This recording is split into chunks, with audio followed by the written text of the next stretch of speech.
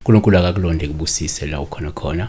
Siyacela ukuthi enze kubalena okufanele ukulike nokusubscribe. Akukho imali ethathwayo kuwe, kanti noma uba imember ye-channel akukho imali ethathwayo kuwe ngaphandle ukuthi wena voluntary you become a member and you want to give as little as a demand that is as little as R9 ngenyanga noma u30 inyanga noma ngaphezulu yabo. So shuthi wena usinqumelayo noma sithi ke unganikela kwi-channel. Sikusho lokhu kulabantu abanenhliziyo ezimsulwa ezimnene abanothando lokupha vele, because this thing of giving is not for everyone. That is why you say those who want to give, those who love to give yabo, they may give using the account number yabo.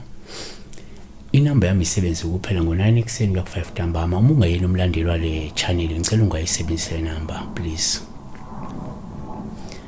Ungayisendisa ku WhatsApp, ungayisendisa SMS @andiswa Kitty uthi sanibona ngicela ukubuza ukuthi kusho ukuthini phupho uthola total kwi-PayPal exam.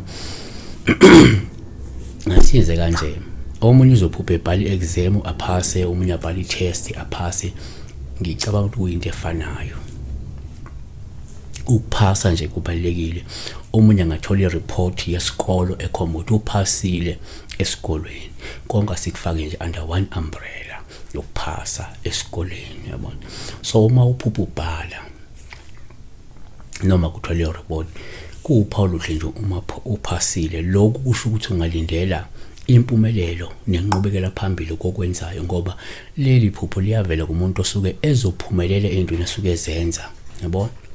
2 kuyenzeka futhi uma uphupha ubhala noma ngabe uthola i-report ekhomba ukuthi uphasile, kube uphawu oluhle osuke lusho ukuthi kungenzeka umuntu ozophothula ubizo nentwaso ngempumelelo uma ukuthi njengamanje usohambele lokulungisa inhlelo zikamoya.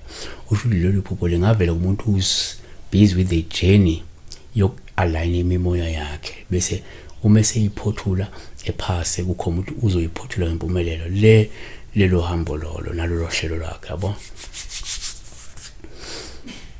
3 kodwa futhi uma uphupha la ubhala sesingithale njengopawulopi uma ufeyila noma ufeyilile olusuke likhomba ukuthi akulungi lutho osukulwenza empilweni noma akuzukulunga ozokwenza empilweni maduze ngabona.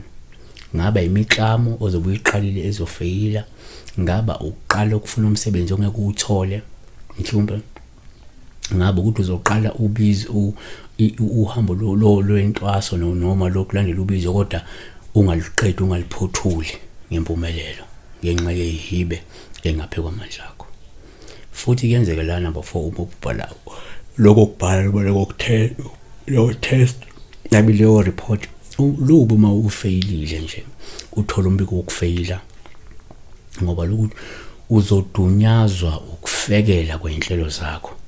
Shuthi inhlelo zakho ngeke zihambe kahle, lokhu kuzokulethela indumalo noma ukudumazeka yabona, noma ukujabha ngenxa yokungaphumeleli yabona.